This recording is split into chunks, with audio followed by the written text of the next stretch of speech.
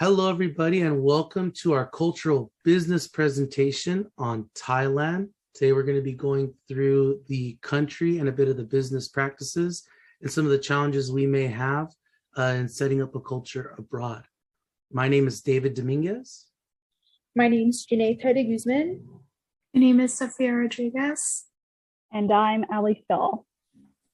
Alli's going to give us a little bit of the lay of the land of Thailand before we get into the actual business practices.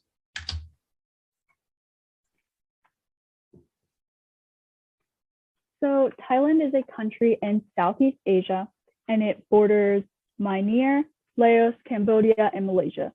The capital is Bangkok, which is also the biggest city in Thailand, and it's also a huge international port city and a huge trading city. So many business interactions and transactions will take place in the city.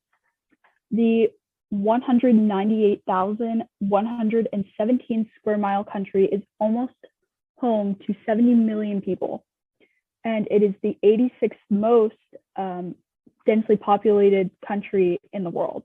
The official language of Thailand is, of course, Thai.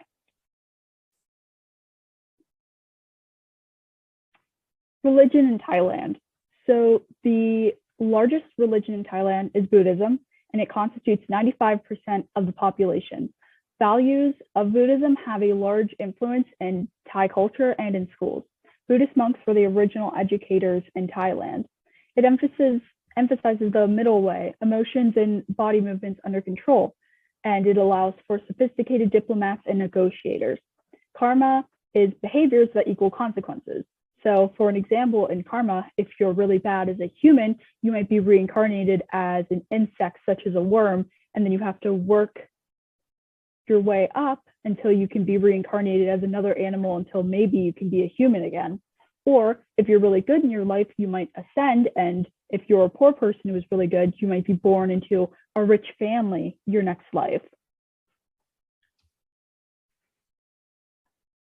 Cultural practices in Thailand. Thailand has a hierarchy, and this isn't uncommon in other countries as well. Countries such as India have the caste system, and in Japan they have hierarchies such as this one. So some of the greetings that they have include the wa, which is the most well-known one and popular one. The lower bow is the lower social status. So if you are bowing to your boss, you might bow lower than, maybe another adult. Or if you were bowing to the king, you would bow your absolute lowest. A superior will nod their head to basically approve you. And the traditional Y is relating to showing subservience in battle. With family practices, due to the hierarchy, it also has to do with the patriarchal society that is Thailand. It's certainly getting better, but traditionally, fathers and sons are the major decision makers, and families live in a compound of more than one home and have a common area of gatherings. Respect is expected between superiors and subordinates, so children are, of course, expected to respect their family, and employees are expected to respect their bosses, and everyone is expected to respect the king.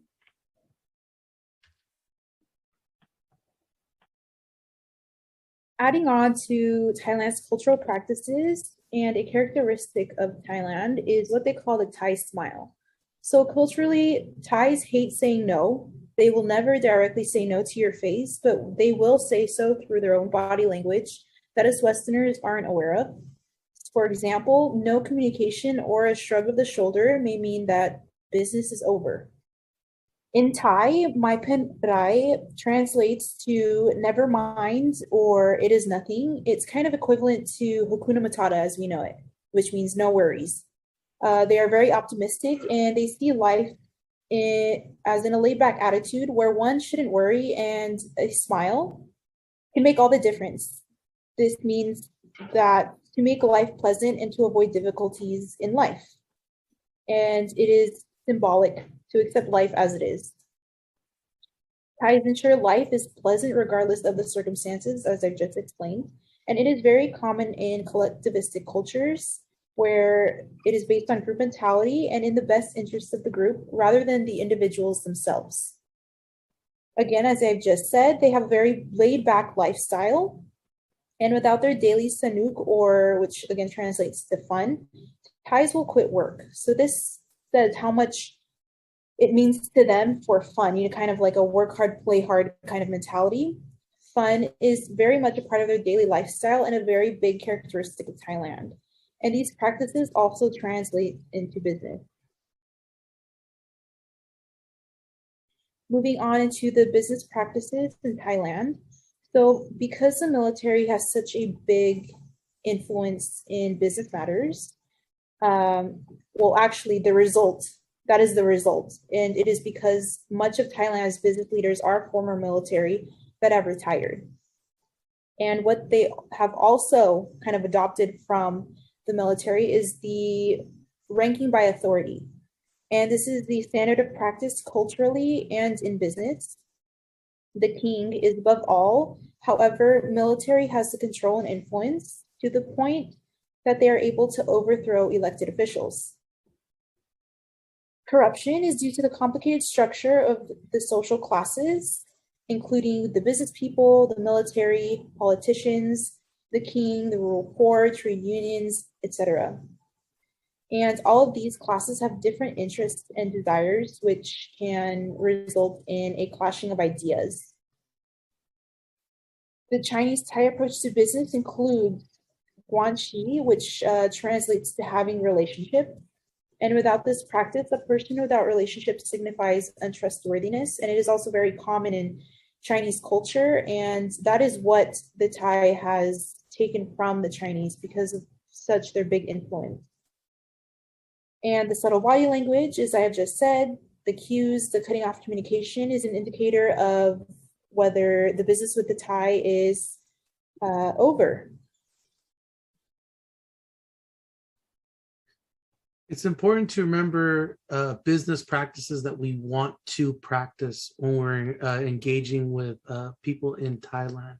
So these are some cross-cultural practices to keep in mind. Keep in mind that when working with Thai groups, it may be hard to get a direct answer from a direct question.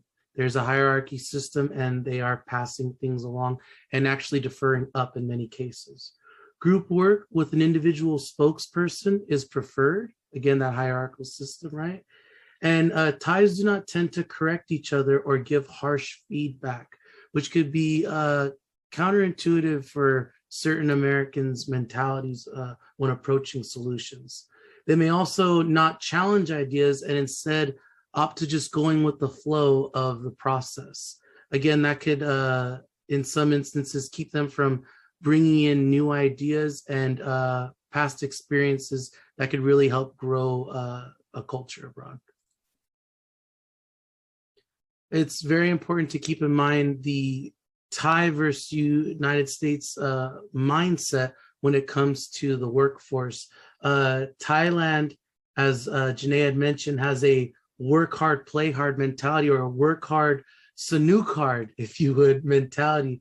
Comparing the mindset of the counterculture is very, very, very casual. There seems to be a looseness when it comes to their relationships. And when it actually becomes tight in situations, it is in relation to the status system of the individual. So that's when we actually get our tension in between people. As far as Americans go, US Americans, we're much more like strings on a guitar, very tightly wound, and really not much room for error. A lot of criticism comes on certain things, and there's constant tension without forgiving for certain instances, creating a workplace that values achievements in what could be considered a toxic way.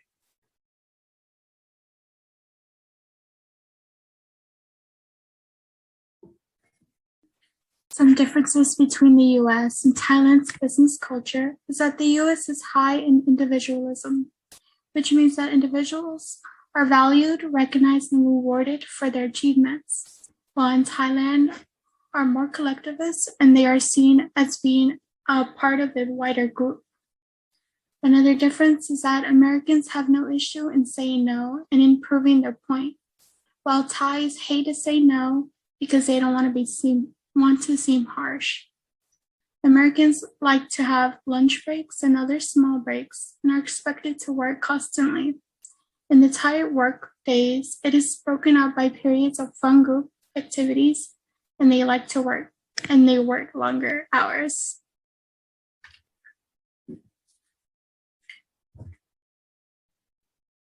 This article by Dr. Parat speaks about how the Thai business work culture needs to be changed and become more relevant, or else people will leave the organization because it doesn't connect with their values, since younger generations are wanting a more independent and flexible work environment.